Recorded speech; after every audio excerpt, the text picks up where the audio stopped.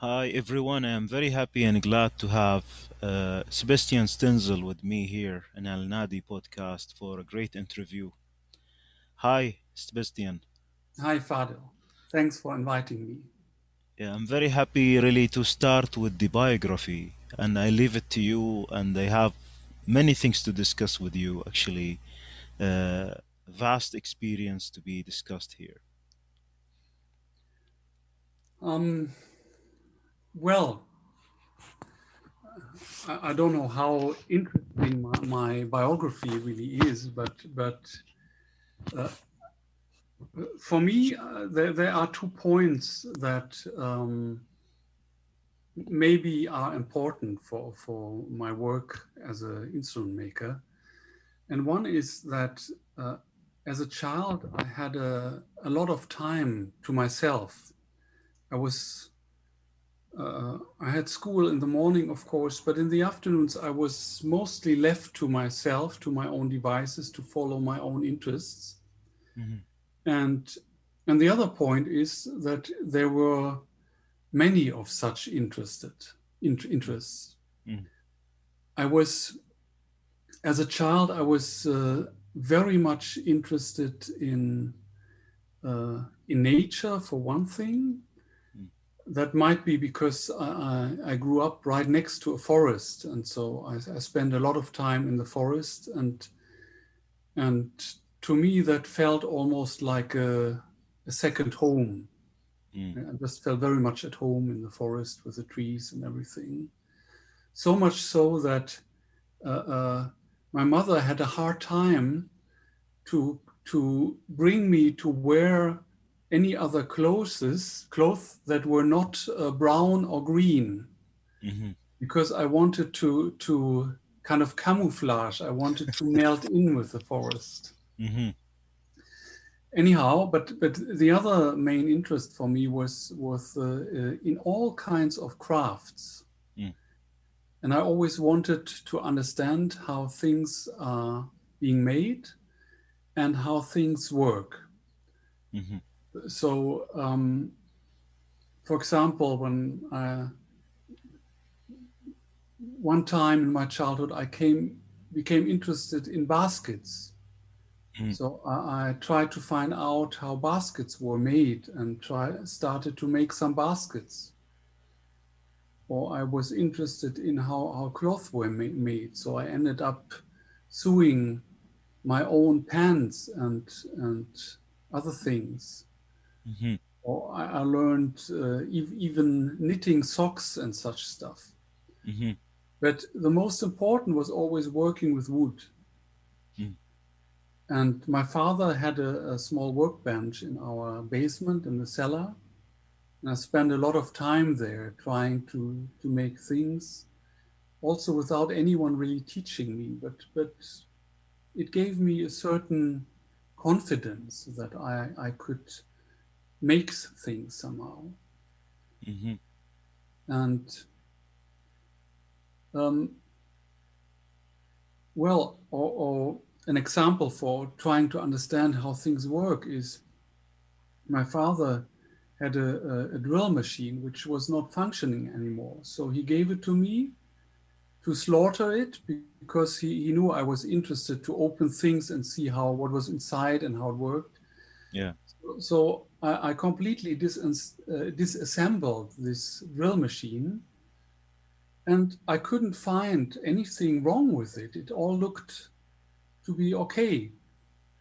So I put it together again, and there was one part left over, and I couldn't remember where it went, Hmm. and I didn't even know what it was. Hmm. Now I know it was a capacitator to avoid humming in the radio, Uh-huh. and but because I didn't know where it went, so I just left it out, and to my surprise, the machine worked again, Hmm. and I used it for many years. With the capacitor aside. Right, and probably with the neighbors being annoyed that whenever I used it, they had humming in their radio. But Yeah, interesting. or that also when I was a bit older, I was building radios myself and transmitters. So I became interested in electronics, mm, and which later helped me a lot with acoustics because it's basically the same things. mhm, And and well, then I got also interested in the arts. I was painting. I was doing photography as a teenager. mhm, And when I was about to finish school, I had no idea really what I wanted to do. In fact, to make a decision about a profession felt like uh, an inevitable loss mm, because it felt to me like choosing one would means to let go of all my other interests. mhm, And my idea after finishing school was to study physics. mhm, That had been my main subject in the last 2 years of school, and I was quite good at it. And so mm, it felt like natural to just go on and study physics. yeah, But I actually went to the university and sat in some lectures, and it didn't appeal to me at all. mm, And and I just didn't feel like it's the right thing to do, so I didn't. mhm, And instead,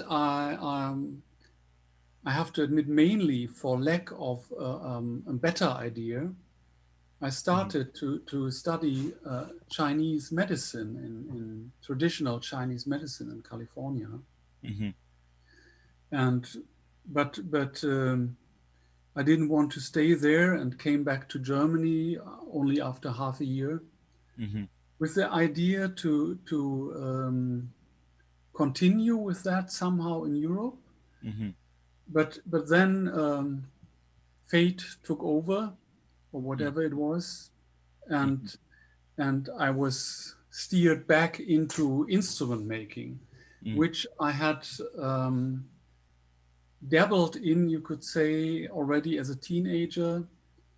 mhm, I made my first instruments when I was 12 years old, mhm, and I think when I was 13, I even made a small guitar without having any idea what I was doing or what it was about. I just tried to do it, mhm, and and uh, and uh, I was taking guitar lessons, classical guitar, and my guitar teacher actually, when he saw this first guitar I made with at the age of 13, mm, he recommended that I should enroll in a school for mm, instrument making after uh, having finished my school, and but I never took that seriously mhm, until when I came back from California. I ran into a guitar maker mhm, which happened to have a provisory workshop just round the corner from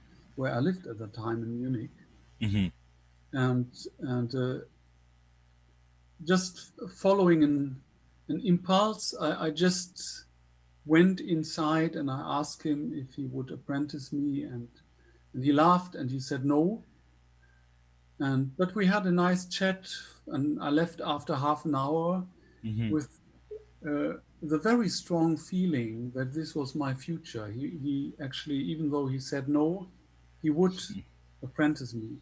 mhm, And and well, then to make a long story short, I was kind of using every excuse to just drop by and say hello and kind of remind him that I was still interested if any mhm, possibility opened. mm, And since I was looking for a new place to stay, I couldn't give him a firm address or telephone number. mhm, And so I gave him my father's telephone number to reach me in case he would change his mind. mhm, And at that time, I was living from driving taxi in Munich and doing some occasional carpentry jobs with a friend. mhm, And this friend had the idea to start a business uh, uh, to make interior design and furniture in Japanese style. And he Mhm. asked me if I would start such a business with him. And but I had somehow gotten my teeth into that idea of guitar making. And I asked him for a few days time to make up my mind. Mhm. And on the weekend, I was free to really think about it. And I took a big piece of paper and and wrote pro and con on top and started to make a list of arguments Mhm. to either start this business with him or to go for guitar making on my own and just started self-taught. Mhm. And while I was sitting there writing, the phone rang, Mhm. and it was the guitar maker, and he said I could start my apprenticeship. Wow. And that was really unbelievable, actually. But this is exactly how it happened. Mhm. And and I think I always felt like that my work was under a lucky star, as it were. It was always Mhm. things were somehow working out for me with the people I met Mhm. and Interesting. Maybe we pause here, yes, Sebastian, of and course. go back to the growing up time. I would like to go back to the forest, go back to the ideas of religion, thoughts, skepticism, because I know you have a very good thing in there to discuss. Do I? Okay.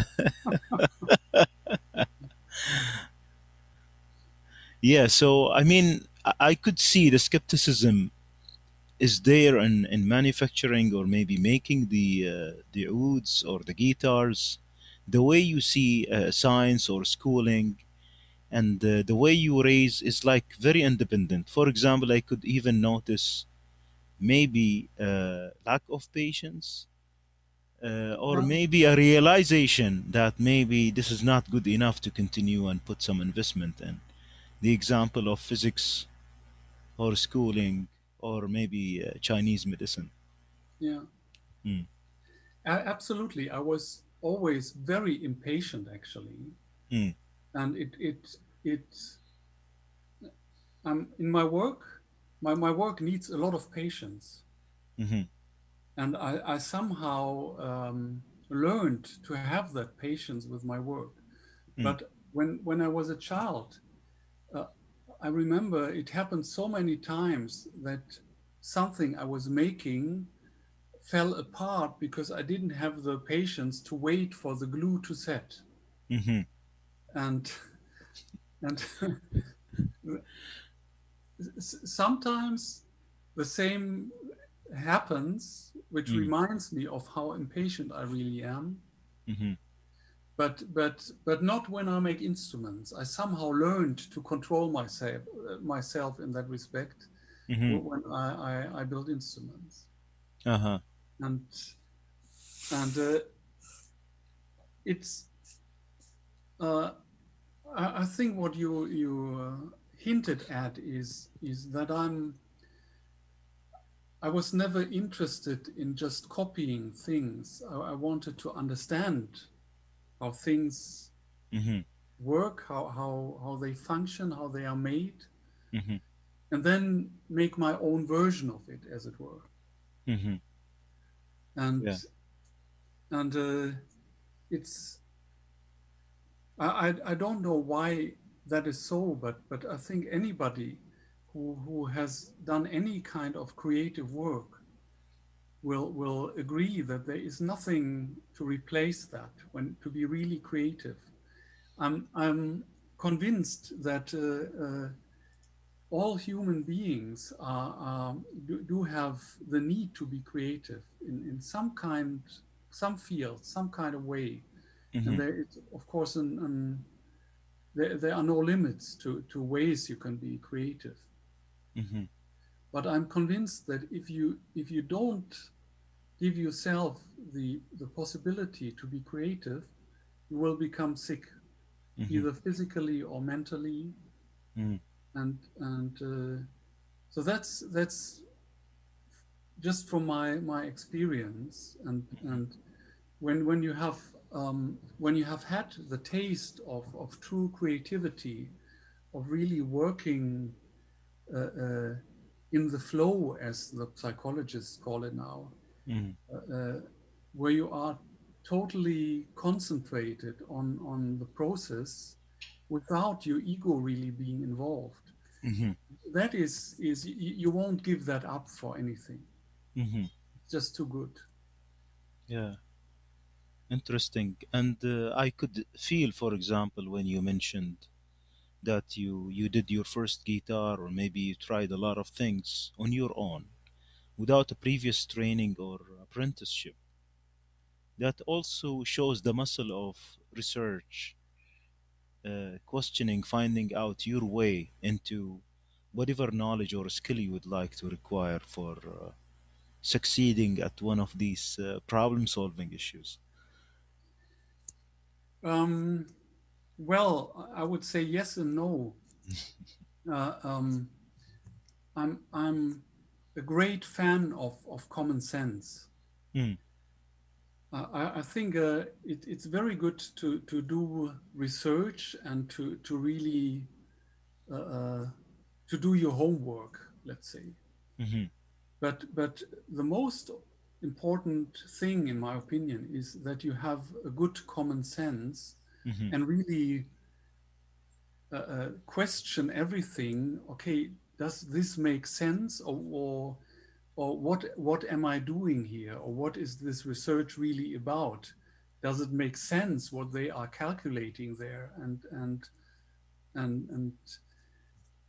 and I found that when you really look at scientific research papers, let's say for example in acoustics, mm-hmm, you usually find that in the end they are very unprecise, mm-hmm, and because uh, uh, they always use models, and these models are always simplified models, of course, mm-hmm, and and then they come to a point. um, Let me give you a simple example. If you calculate the modes of vibration of a soundboard, mm-hmm, it's it's um, it's quite a simple equation, similar to the one used to calculate string frequencies, mm-hmm, and and and but in this equation there is a factor, and this factor, how is it derived? It mm-hmm, simply is derived by comparing the measured results with the calculated results. mm-hmm. So the calculation is made to fit with the reality. You Yes. could say it's, to put it badly, you could say it's rigged. It's a cheap trick. Yes. That means you have this scientific formula, the equation, which appears to be a very precise thing, Mm-hmm, but in reality, it's only reflecting a thought process showing the interrelation of the different parameters involved. yeah. And that is what is the valuable thing about it. Mm, I don't think there is any great value in being capable. Let's say I make an oud, mm, and I'm capable to calculate the the mode frequencies of the soundboard or whatever. mm-hmm, It's for me, that as such doesn't mean anything. mm, It only means something to when you understand why certain frequencies or certain modes might be more important than others, mm-hmm, and and that means you have to understand the what's really going on. mm-hmm, And I, I was very lucky in a way to learn a little bit of basic acoustics and physics. mm-hmm, So I actually could make some sense of the work of the acousticians. mm-hmm, and and and I think I could make more sense of their work than they could themselves because they were lacking the Mm-hmm. understanding of an instrument maker. Yeah. And on the other hand, many instrument maker are just working by intuition and experience, and there's nothing wrong with it. I have Mm-hmm. actually the longer I work, and I'm making instruments for 30 years now professionally, Mm-hmm. more than 30 years.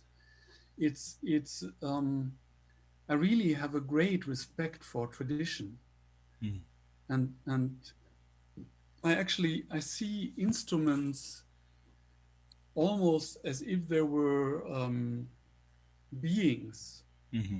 or entities which seem to have a life of their own.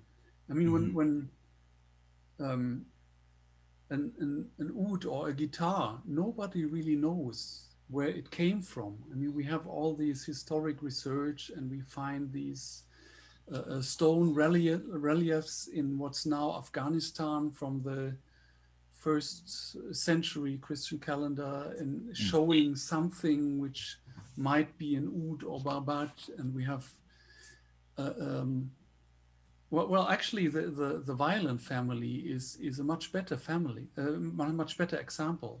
Mm-hmm. There have been all kinds of bowed instruments in Middle Ages or so, but then in this late 16th century, suddenly whoosh, there is the violin, the viola, the cello. It's I find that very fascinating, Mm-hmm. and and I think there is really a kind of evolution going on in the way instruments develop, which is, well, this is quite another subject, but it comes up now. Uh, uh, you might have heard about these double top soundboards, laminated soundboards, Mm-hmm. and I've been writing about that and giving. I have a very strong criticism against that.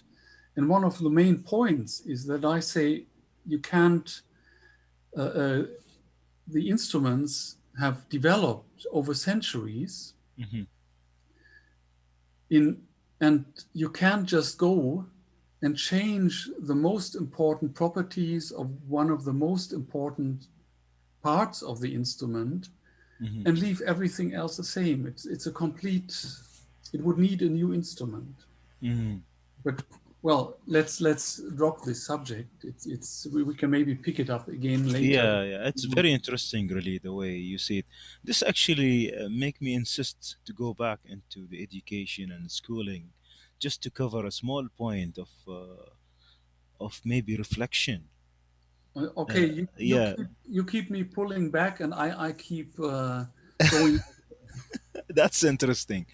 Yeah, yeah, I mean, let's talk about education and schooling back then, and seeing you like a polymath, taking yourselves into all these kinds of, interests, your own reading, your own research, your own skill building. What was school back then, and what's your take on them? Um, well, first of all, I must protest against calling me a polymath. But I hope to claim that I have a bit of common sense. That's enough. Hmm. Hmm. And uh, anyhow, school back then, how was it? I think it was as it was in most countries around the world. Hmm. If you were lucky, you had a good teacher, Hmm. and if you were unlucky, you hadn't. Hmm. I was, um, I think I was also, I was lucky. I did have some really good teachers, Hmm. but I was also lucky by being interested in many things, and which didn't make me. I didn't perceive school as a torture that I had to learn things I wasn't interested in. Mhm. Sometimes I was really very impatient, Mhm. especially, for example, with physics. I was always ahead in the book and I was impatient waiting for the subject to be covered. Mhm. And well, in other subjects, I was very lazy and I didn't like it, of course. And Mhm. I wouldn't say it was anything special. Mhm. What's special in the education when I actually was trained as an apprentice in as a guitar maker, Mhm. that is this so-called dual system they have here in Germany, Yeah. which I think is really a good thing. It's called dual because it's combines a special craft school Mhm. which gives you the theory and things and other also practical training. Mhm. And at the same time, you are working trained in a crafts business. Mhm. And and the idea is that if you uh, well, let's say you are trained as a guitar maker, but you might happen to make your apprenticeship in a firm which makes only banjos. Mhm. So you will learn how to make banjos, but not to make guitars and lutes and mandolins and whatnot. Mhm. So to kind of balance that a bit, you Mhm. also go to school where you learn the other things, at least superficially. Mhm. In my case, though, I have to admit it was in this profession there are so few apprentices that there isn't really a school, or there are actually two schools in Germany Mhm. which offer block classes. So that Mhm. would be 6 weeks twice a year. I would have to go to school. Mhm. But because I had finished school with at the highest level, Mhm. Abitur called in German, Mhm. Diploma, I guess it's called in many other countries. Yeah. I was it was I was not obliged to go, Mhm. and then I didn't because I knew I was learning a lot faster and a lot more by not going to school. Yeah. and Interesting. Mhm. and so, Mhm. so I actually didn't go to school. But Mhm. still, the system is good.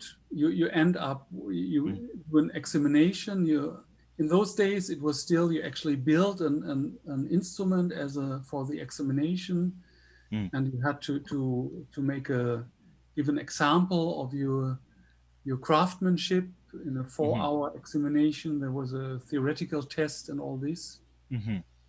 Mhm. and then you are a journeyman. Mhm.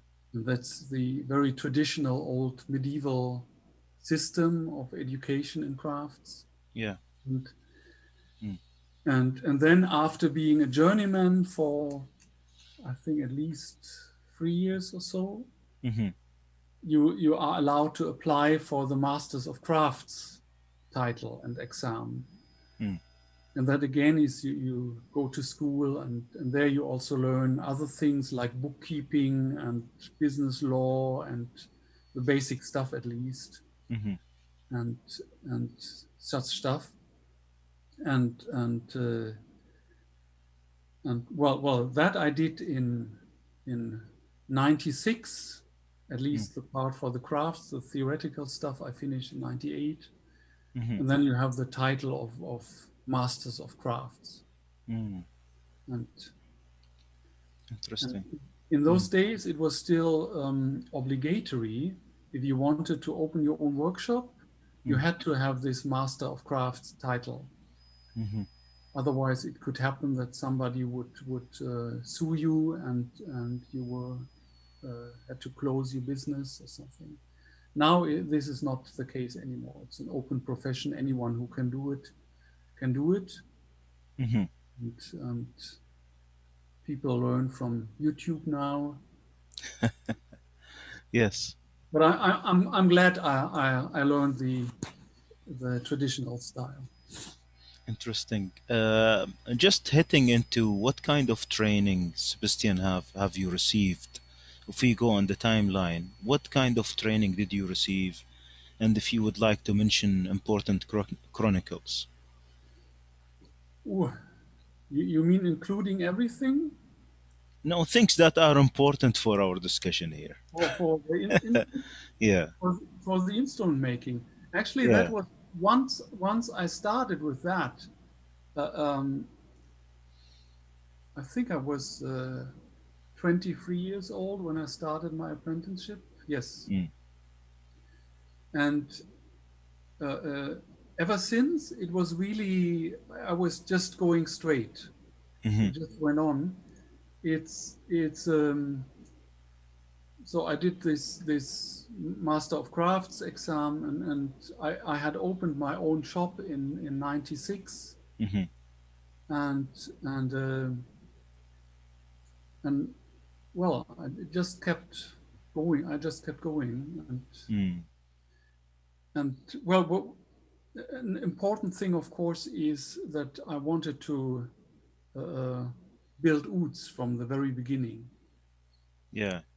and uh, Actually, that's my question. Why the interest in wood making? yeah, that's uh, uh, was another accident Mm-hmm, that when I right after I had started my apprenticeship, I think a few months after that, mm, um, my boss took me to a conference about lutes. mm-hmm, The apprenticeship I did in Munich, and this conference was in Saarbrücken near the French border in the west. So mm, we traveled there, and for 2 days, I believe, and it was all kinds of things concerned with lutes, European lutes, Oriental lutes, all kinds of instruments, lectures about the history, and I just happened to it took place in the castle of Saarbrücken, a very mm, beautiful Baroque castle, mm-hmm, and I happened to walk through one of these aisles, and I heard suddenly I heard some beautiful music through a door which was just a bit ajar, mm-hmm, and I stopped, and I peeked through the gap in the door, and it was a concert going on, and on stage was Munir Bashir. mm-hmm, I didn't know who he was then. I had no idea. And I didn't even know what instruments he played. mm-hmm, But I was like struck from lightning. It was just, I, I was just standing there and listened through the gap of the door till he had finished the concert. mm-hmm, And I looked in the program, and I read the name and oud, and okay, so it's, I was just absolutely fascinated. mm-hmm, And then I tried to gather information about oud and what it is, and try to find CDs with recordings, which was not easy at that time in Germany. mm-hmm, And a few weeks later, again just by accident, I met a guy who he was a Persian guy from Iran, mm-hmm, and he played oud, and he let me play his oud to just try it, mm-hmm, and just holding it and feeling the vibration and hearing the sound. I decided I want to make ouds. I want to make ouds. I want to play them, mm-hmm, and the decision was just there. And then I kept uh, trying to find information, which was mainly through people in Munich coming, bringing ouds for repair. It didn't happen often, but a few times a year we got mm-hmm, an oud for repair. And whenever it seemed to be a decent instrument, I scrutinized it and looked how it was made, and mm-hmm. Those were mainly Turkish ouds, or once in a while a cheap Egyptian one, Hmm. and and one day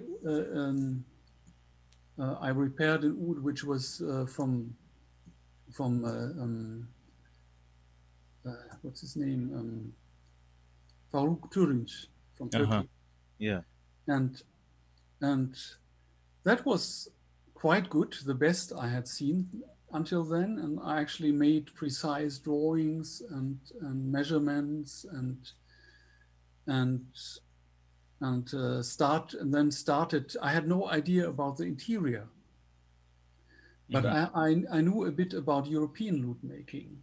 Mm. So my first draft for an oud I wanted to make was using the measurements from that Turinch oud, combined with an insight of a European lute. Hmm. But I didn't uh, find the time to build it.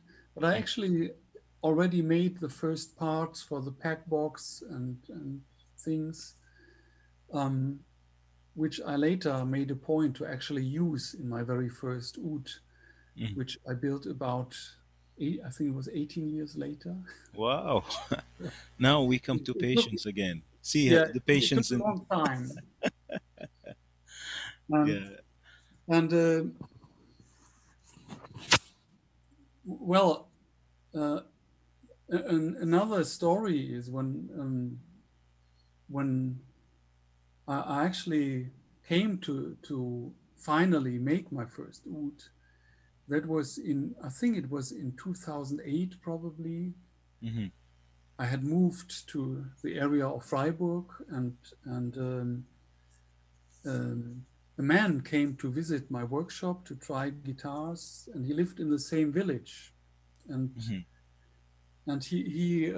I had only one guitar to show him, a flamenco guitar I had made for myself, and he played it and he liked it very much. And then he said, "I would love to buy this guitar, but I'm saving money to buy a good oud, and it's really a pity you don't make ouds." Hmm. And then I smiled and I told him, "Well, this is actually what I'm planning to do for a long time now." Hmm. And we started talking, and I ended up to offer him that, "Listen, you want an oud, I want to make ouds. How about you give me the order, I make it, and if you don't like it, you don't take it, and I Hmm. give you a good price, and then if it works out, we're both happy, and if not, at least I did what I wanted to do for such a long time." Hmm. And he happily agreed, uh, and then I got really serious again about researching about oud making, trying to gather information, trying to come up with an idea what sound I wanted to build. Hmm.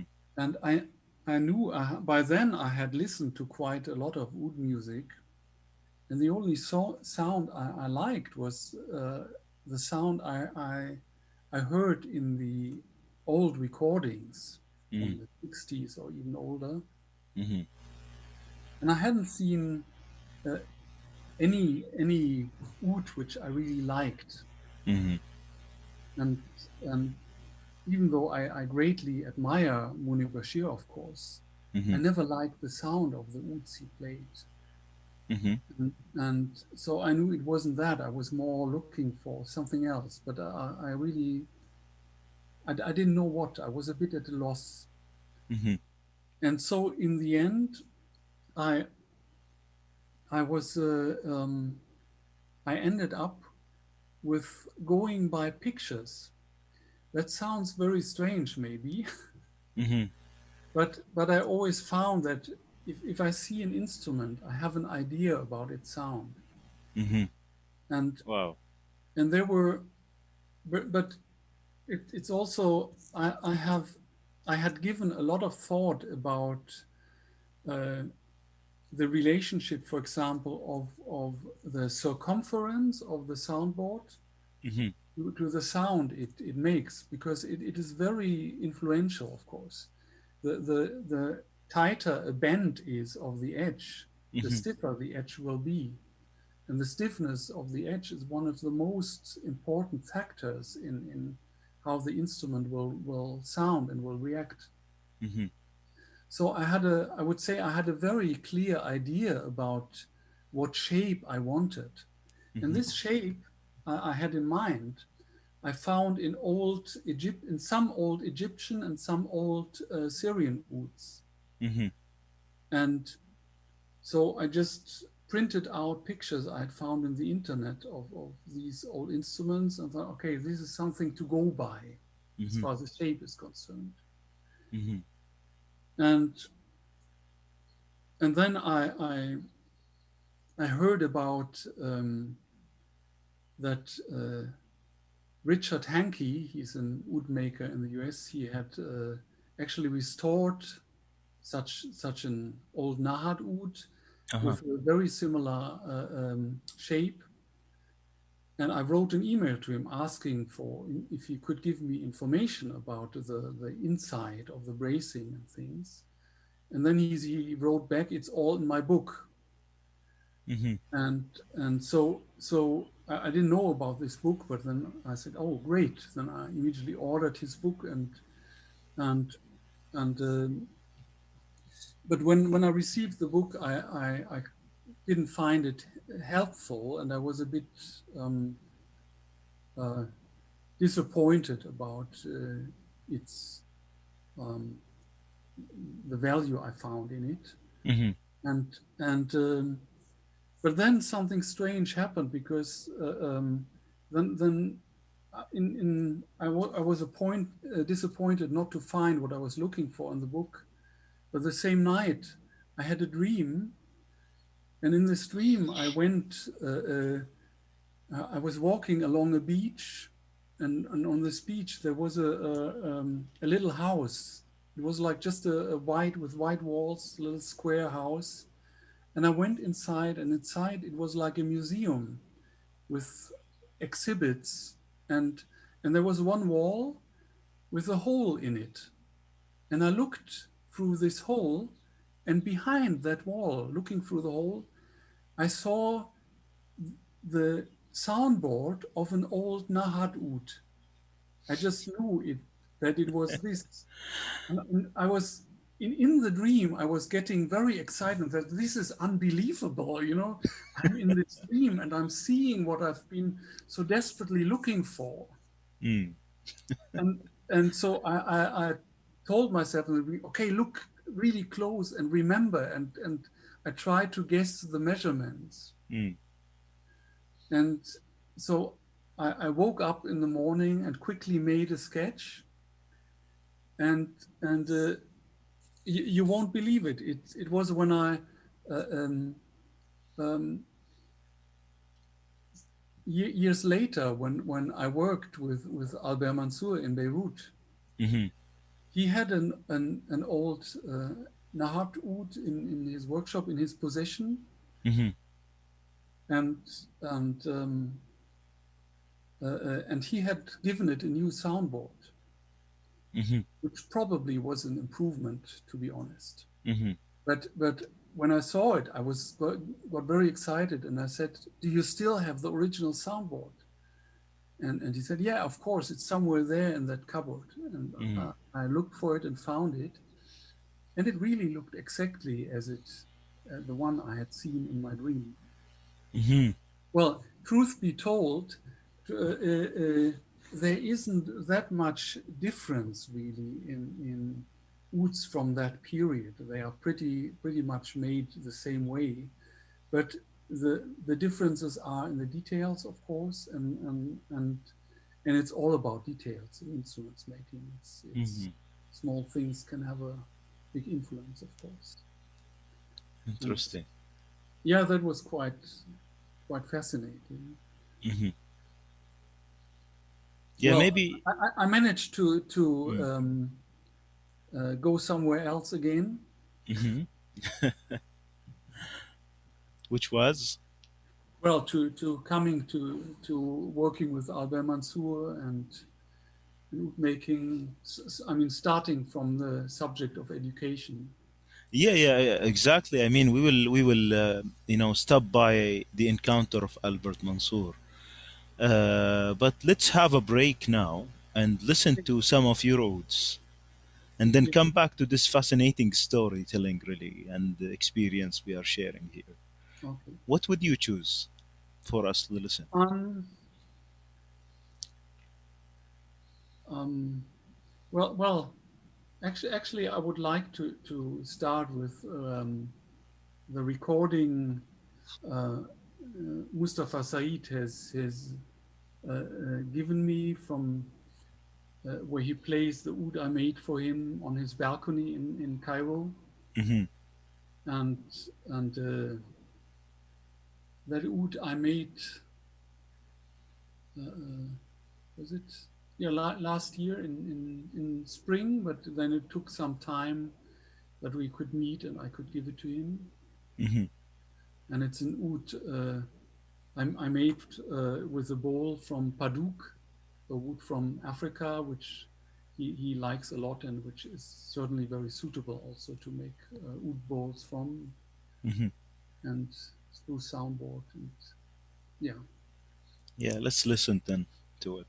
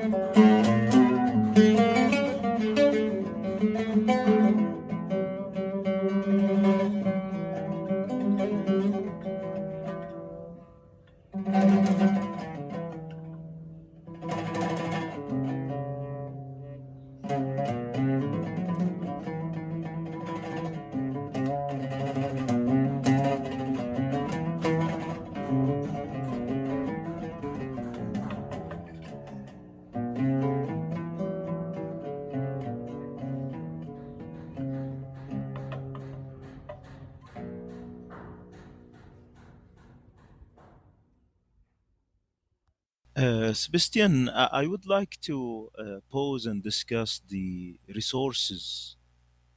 And Yeah. I mean, sometimes you wouldn't find a resource and you would go and dream, Huh. as we have seen. Yeah. I mean, you wouldn't stop and wait for whatever existing out there. Well, And right, but that is yeah, not the default way of gathering information. exactly. You know, I'm sure you had a lot of things that you have approached or maybe tried for the concept of the sound, the way you Yeah. perceive it in your mind. Talking about plucked instruments or bowed instruments, you are a master of making the guitars, and you have seen maybe a lot of information about lute. Yeah. There are some principles, foundations, and for sure there is a perspective of a comparison between these. I mean, what resources are you,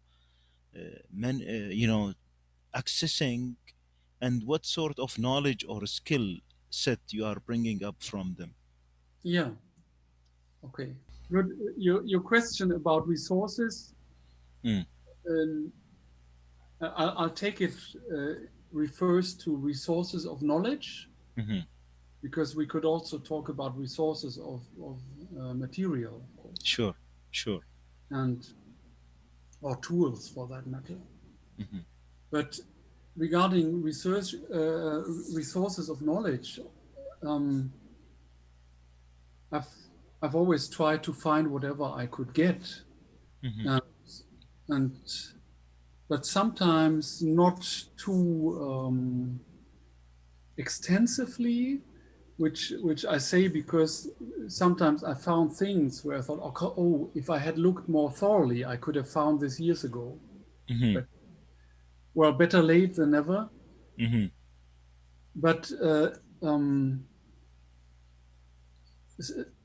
in very important for me was to learn a bit of acoustics. mm, And I also, for some years, I have been teaching at the university a course for musicians to learn about acoustics and instruments. mhm, And I think that is something which should happen a lot more, that the musicians also learn about this aspect of their job, of their instruments. mhm, I haven't found a single one who has not profited from it. mhm, They usually always say that they really perceive their instrument better, and they also have new tools to actually achieve a greater musical expression. mhm, And well, and anyhow, so um, so teaching it also kind of brought me to really clarify my own ideas and my own thinking, and also brought me to trying to find ways to explain things which are very complex in a simple way. Or I wanted, my aim was always to make the students understand how, in most cases it was guitars, how a guitar functions, mhm, and how, and to understand the interrelation of different sound parameters, mhm, like damping and sustain and such things, mhm, like masses and stiffness, mhm, and how they relate to each other, and or to understand how you actually produce sound with your finger on the string, and how you can gain better control by understanding what you are doing there. mhm, And um, well, all this work in that field brought me in contact with um, I think one of the most important acousticians in the field of plucked instruments, Bernard Richardson from the University of Cardiff in Wales, in the UK. mhm, He is now retired, I believe, but he has, with his research group, he has done fantastic work about plucked instruments, and um, and well, I profited a lot from that, and reading his papers, and actually also talking to him, Hmm. and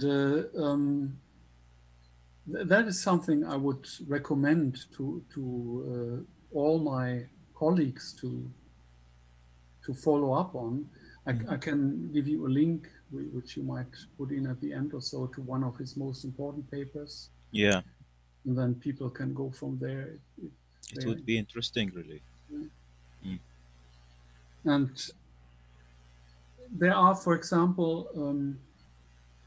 one thing I had always kind of felt intuitively from the very beginning of my instrument making was that I was always in favor of smaller soundboards.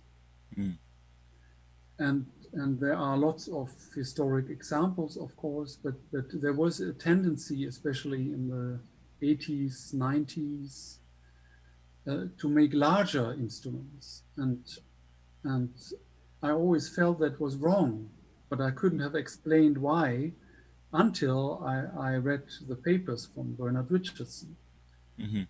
and so that kind of really helped me to really understand what's going on and what I'm doing, and even argue for that if I wanted to. Hmm. Yeah. And, and that also was an important influence on the ouds I make, Mm.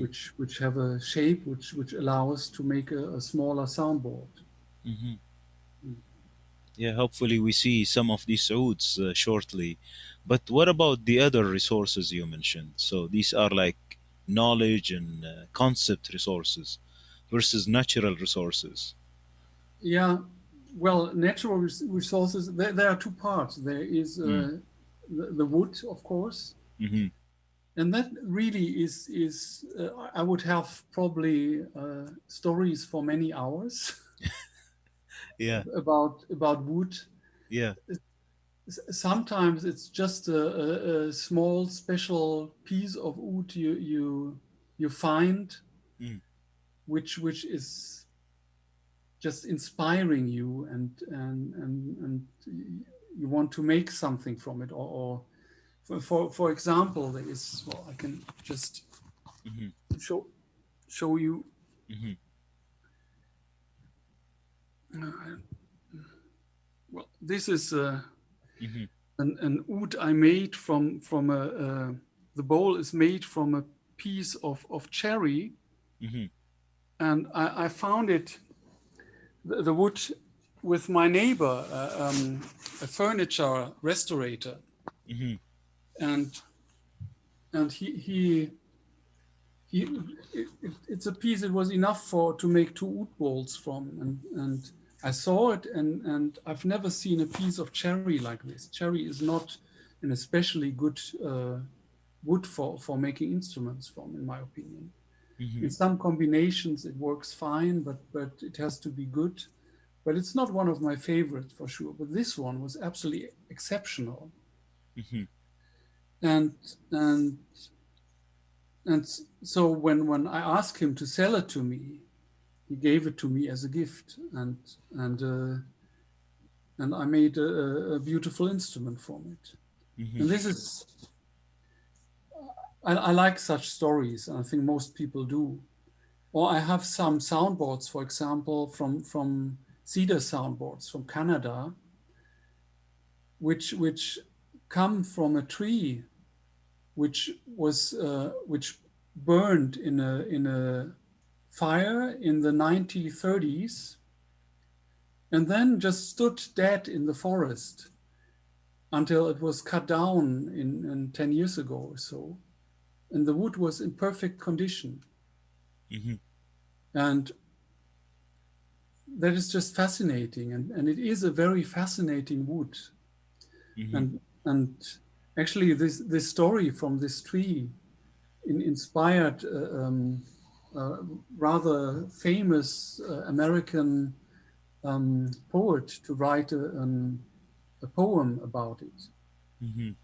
And so that's such are nice stories. Yeah. Or or I have in 4 years ago, I went to cut down a huge spruce tree in the Alps, Hmm.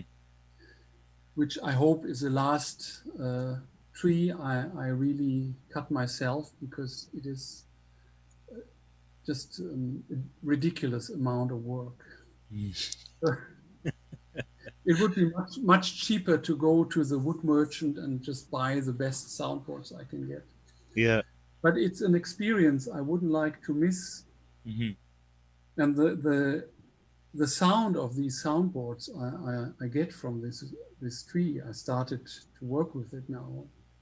Hmm. It's is extraordinary. It's just such quality.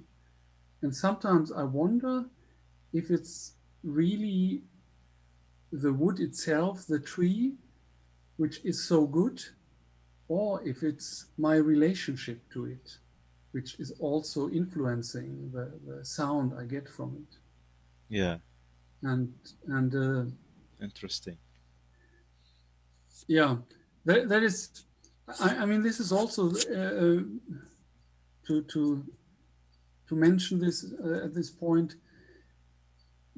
People often ask if how is it? Is there any personal influence in the instrument, or what is the difference between an instrument I make or one of my colleagues makes and a factory instrument?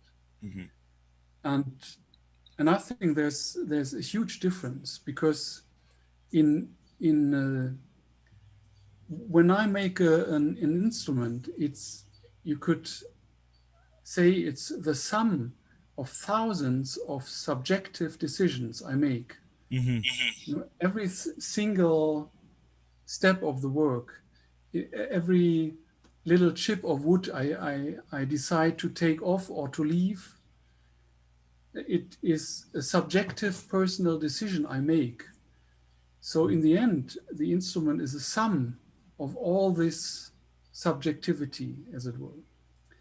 That does not mean, unfortunately, that it's the result is necessarily good, because that depends on other things.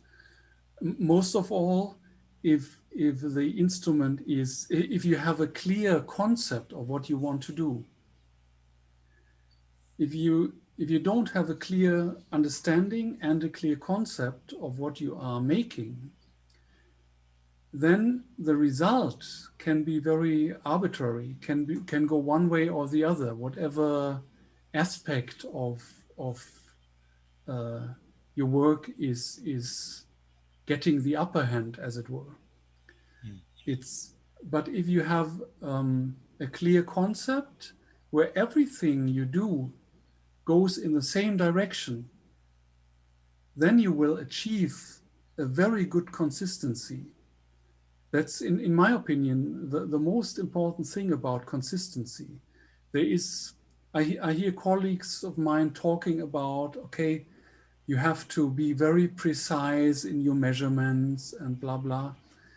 And, but this is, in my opinion, completely wrong, because the actual measurements can vary greatly, because the wood itself is such an inconsistent material. You, Yeah. you even when I cut soundboards from the very same tree, there's not one which is the same. And in the end, it's my idea of what the soundboard should do, and to have the sensitivity when I work it, to feel if it has reached the right degree of pliability, and but still enough strength, and in relation to my concept of how it should work, that defines the result in the end. Wow. This is And very complicated, really, the way it is, because the question comes to how can this such knowledge be written down or maybe recorded? It's a very personal thing, right? yeah, it is, but I think it's really not that difficult. I could just Mm, come from the other end. I would say the mm, least important is mm, actually the material. mm, Is I would say you can build a good instrument from even very poor material. mm, There are plenty examples of that, and and uh, with guitars as well as ouds, there are many. One of the very most famous guitar makers of all times was Hermann Hauser from Germany, mhm, and he used many soundboards, which most of my colleagues, including myself, would probably use as firewood. But he made fantastic guitars with it, mhm, and you find plenty of ouds with soundboards which appear to be made really from scrap wood or really very poor quality wood. mhm, And still they work fantastic and sound well. So but I would say good material certainly helps. mhm. And Yeah. then of course it's not only about sound, it's also about durability and Mhm. uh, the it shouldn't crack and all this Yeah. and but this is the material is the least important in my opinion. Mhm, Then the second important aspect is precision. mhm, Obviously, there should be some degree of precision in what you are doing. mhm, But there, I would say I'm not a stickler for precision.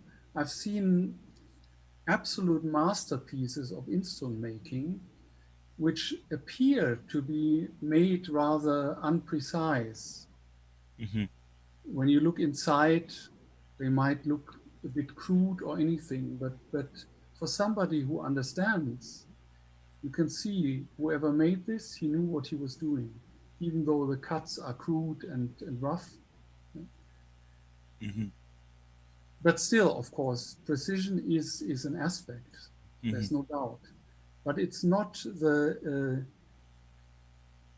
I might have a soundboard which is 2/10 of a millimeter thinner than another one, even though I want to achieve the same sound.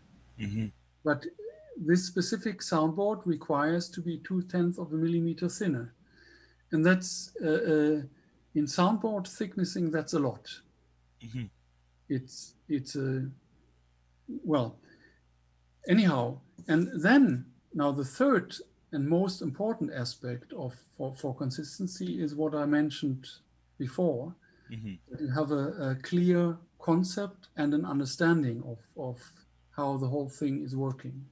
mhm, And then you can achieve very consistent results even without using the same material or using very different materials or whatever. mhm. So the how is the most important then. How to reach that certain goal in mind, which is born from the vast experience of seeing instruments. I would say old books, manuscripts, uh, nature, maybe the sound Yeah, of nature. yeah. Well, the most important, I would say, is to understand basic acoustics, Hmm. and from that you can really gather a lot. Hmm. And then again, the common sense. Hmm. There's um, well, I'm doing some things in the way I make my soundboards, for example, Hmm. which, as far as I know, nobody else has ever done that way. Hmm. Which uh, um, these are ideas I came up with, knowing about acoustics and knowing about wood and mechanics, and trying to solve problems. Mhm. And and so I think you always have to come from different angles Mm. to find new ways. Mhm. And um, Actually, we discussed the three levels of yes, importance, yeah, and we said the how seems to ah, be the most important based on the yeah, concepts. And I have understood really from what you have said that you see every possible resource where you use your common sense and experience to get value of, including old books, manuscripts, other instruments, the sound, the recordings, or maybe the sound of the nature, right? yeah, right, Mm. Yeah, interesting. yeah. Mm. As to nature, I think I told you earlier that Mm. the first sound or musical sound I consciously perceived Mhm. was the sound of a blackbird singing. Mm. When I was a child, I often was lying awake in bed waiting to fall asleep with the window open. Mm. And on the neighbor's house, there was a blackbird singing, and I greatly enjoyed that. Mhm. And that kind of became the very core Mm. of my sound ideal for all instruments I make. There is something in the sound of the blackbird, in the voice of the blackbird. There is a depth in in the trebles. Mhm. There is a darkness in the trebles, you could say, Mhm. and a lightness in the basses, if you Mhm. can talk about a bass sound in a blackbird's voice. But for me, there is one. Mhm. But actually, saying this reminds me of this Chinese concept of yin and yang, Mhm. that the dark contains the light and the light contains the dark. Yeah. And that is, I hear in that sound of the voice of the blackbird, and that is also what I want to have in my instruments. I Mhm. want to have the trebles to be, I sometimes say, to have a belly, to have a really a fat, substantial core, Mhm. not to be thin and piercing. Mm.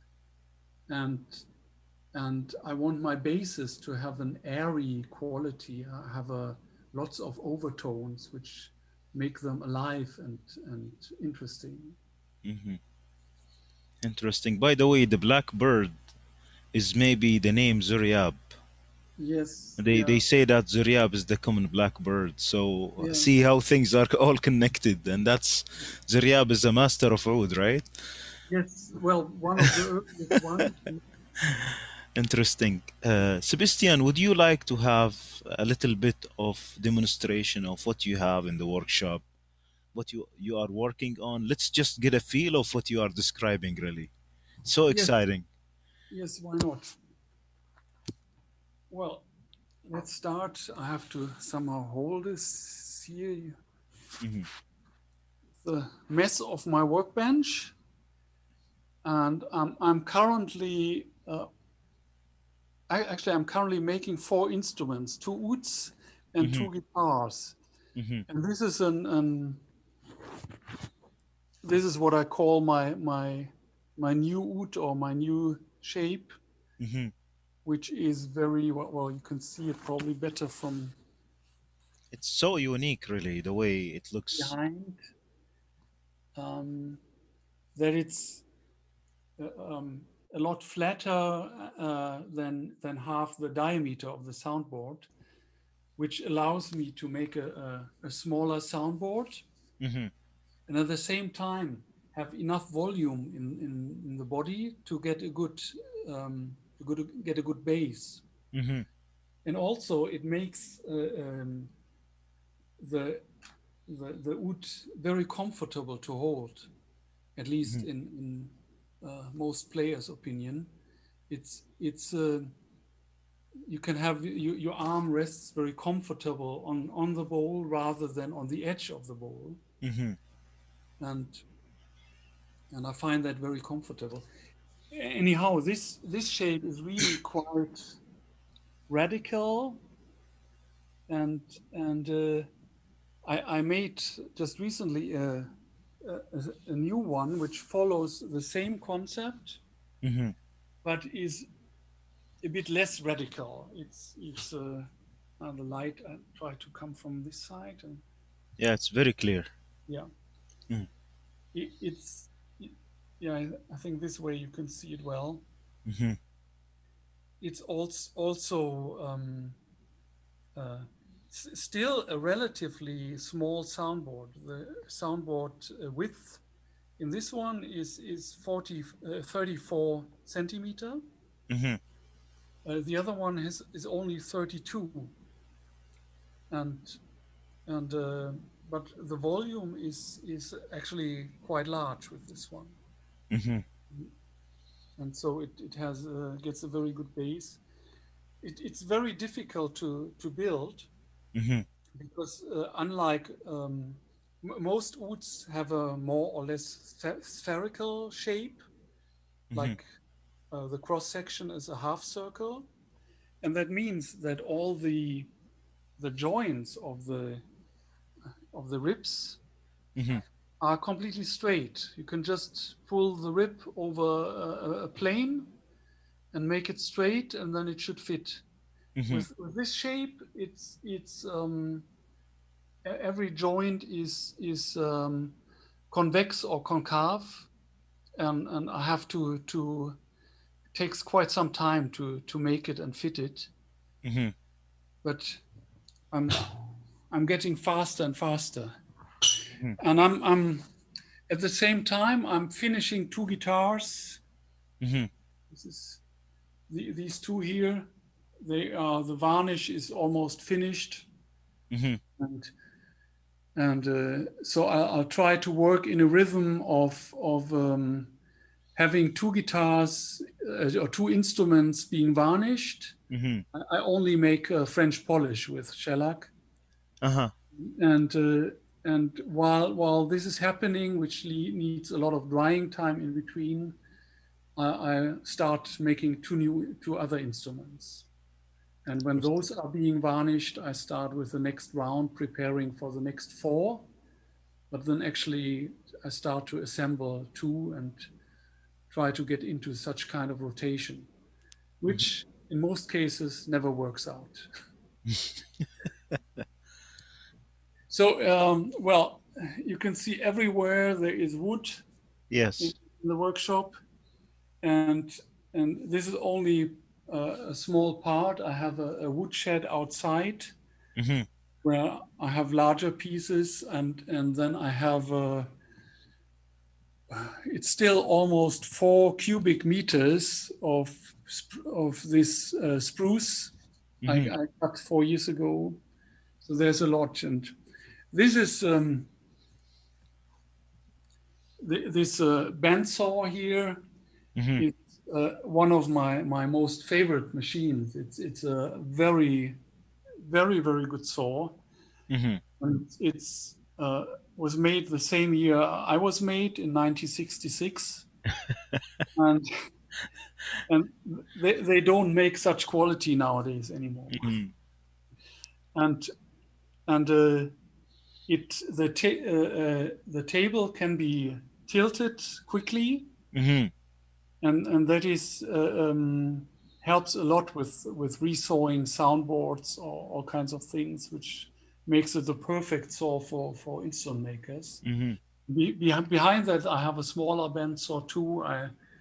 I use for smaller things and curves. Mm-hmm.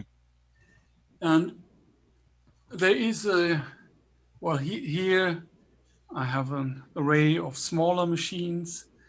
Um, well, that reminds me again of resources. Mm-hmm. One of important resource, of course, is tools and machines. Yeah. And actually, most instrument makers make a lot of tools for themselves. For example, this buffing machine here Mm-hmm.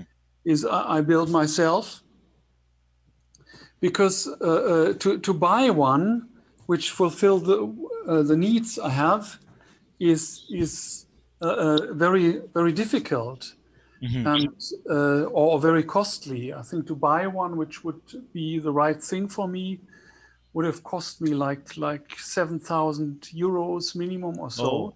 Mm-hmm. And so the parts for this machine maybe were 100 euros, not more. Mm-hmm. And and uh, and even in such things, knowing about acoustics helps a lot. Yeah. For example, the spacing here of the buffing wheels and the bearing, Mm-hmm. they are spaced 11 to 7 to 13, Mm-hmm. which are prime numbers, Mm. which means the first resonance frequency where this thing would start vibrating is extremely high Mm-hmm. because it would be the first common denominator of Wow. 11 13, and that is such a high frequency that it's irrelevant. Mm-hmm. So this machine runs very smooth and perfectly, but I actually use it a little, very little. Interesting. And Mm. well, here I have some yeah, special machines, all kinds of things. Very old drill machine, Mm-hmm. and lots of well, Mm-hmm. wood, all kinds of gadgets and parts of projects lying around. Mm-hmm. Uh, Here is well, parts and for oud and guitars, different parts which are in different stages of the work prepared. Mm-hmm. When I make raw pieces, for example, these are all for guitar necks. So I prepare like 20, 30 necks raw to have them ready to use when I actually get into the building. Mm-hmm. These here, this is all to turn packs from oud packs. Mm-hmm. And well, I have this is a very small circular saw and table router, and this is another self-made machine, a drum sander, which I use to thickness the ribs for ouds and stuff. Mm-hmm. And well, that's about it. Huh? Yeah. Uh, Planer, and yeah, that's about it. Is it? This is heaven. I mean, Sebastian, you are living in heaven.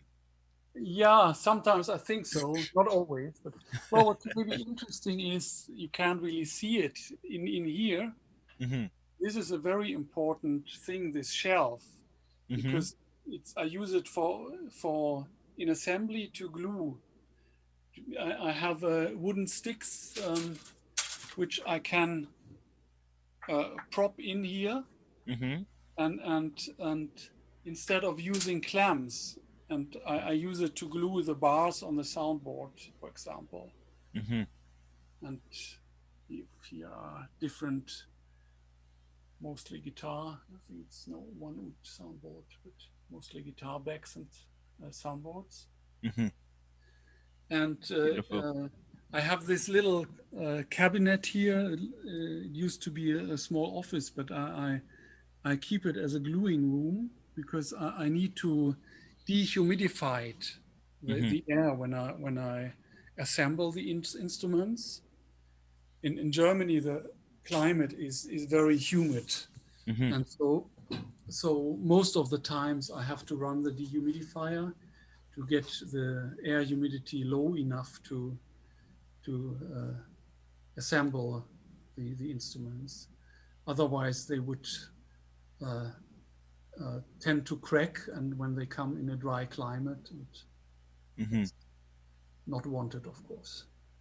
Thank you very much for this great quick tour of the Yeah, place. So great, really. It's a heaven.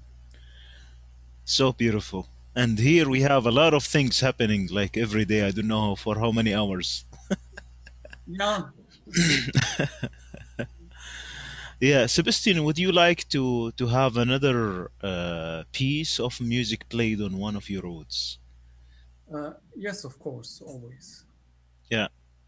Um, well, you can choose a piece from Megabuban Hmm. and whatever you like.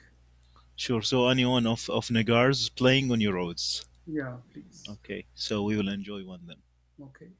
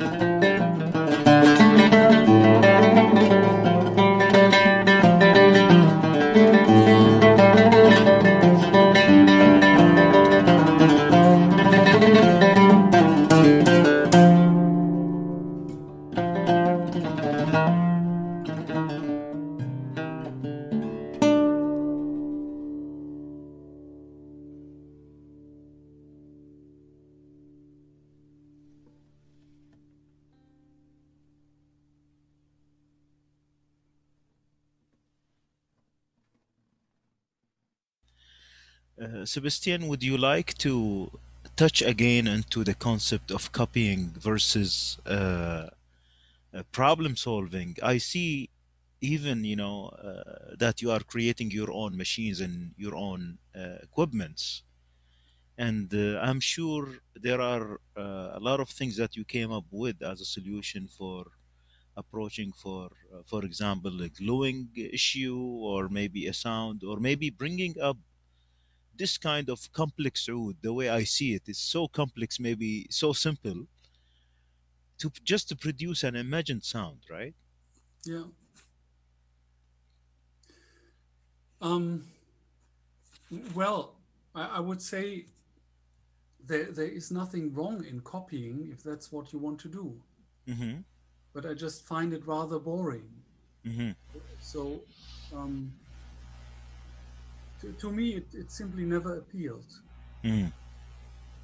I don't know. I don't want to judge it, but yeah, I think if you have the choice, and and how can you prefer to copy something when you can do your own stuff? Mm-hmm. It's as I said in the beginning about creativity. I think it's so much more fulfilling to be really creative. Mm-hmm. And but let me point out that I don't think this kind of creativity I'm talking about is nothing egoistic. Mm-hmm. It's not a I don't feel, oh, I'm so proud that I did this. Mm-hmm. I I, I rather feel like, oh, I'm blessed that this is happening through me. It's not that I feel, oh, I'm such a great guy. I'm doing this, Mm-hmm. and and if that is if that would be the case, something else is going on, in my opinion. But true creativity is really more like being open for something to happen, Mm-hmm. and copying is really boring in comparison, isn't it? Mm-hmm. It's it's I simply was never an objective for me Mm-hmm. to go and copy.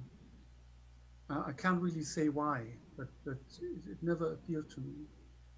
Wouldn't it be the maybe first stage of learning anything? Um, I guess so, and of course I did a lot of copying, and also I want to make clear that we're all not alone. We're not. I'm not uh, inventing anything alone, but I'm just a tiny link in a vast chain of people who have Mm-hmm. done things, developed things, and and and I'm certainly not the end of that chain. Mm-hmm. But if if I can have the feeling, okay, I have contributed something valuable, that's wonderful. Mm-hmm. And if people later find, okay, this was bullshit, that's fine with me too. But to have the feeling I did my own thing and I did my best, the best I could, Mm-hmm. what more can you have? Yeah. And how would you know that you have known the thing to the heart of it? If you I go can't. deep into research and maybe problem solve things and so on, would it be reachable? Uh, I don't know. I don't know. I can't know. How could I? It's uh, maybe it's endless, but maybe there is also a point where it's um, where you say it's good enough. Mm-hmm. It actually reminds me of uh, uh, Robert Lundberg. He was an U.S. American lute maker, Mm-hmm. and he practically single-handedly revived historic lute making.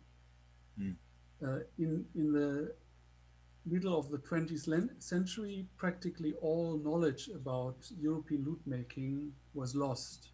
mm, And the lutes that were being made had not much to do with mm, the lutes as they were built in the 18th century still. mhm, And Robert Lundberg, he traveled through all the museums in Europe. I guess he has seen all the lutes which still exist, and has um, scrutinized them, taken measurement, tried to find out how they were being made, and from this research started to revive uh, uh, the lute making. And almost all lute makers which work now are his students. mm, So he had an enormous influence on the lute making. The reason why he comes to my mind now is, by the way, he unfortunately died very young, I think at the age of 53 or 54, some 10 years ago or so. But fortunately, he had written a book which was almost finished. mhm, So uh, the book is there for anyone who is interested, and I can give the details in the end if mhm. you like. Yeah. And one of the things he came up with was the concept of what he called being good enough. Mhm, That's what triggered the memory, mhm, because he said the from his understanding, the lute makers of the Renaissance times and later, they worked very differently from how we work today. mhm, I mean, today there are very few people like me and my colleagues making handmade instruments. It's actually a very uh, exclusive thing you can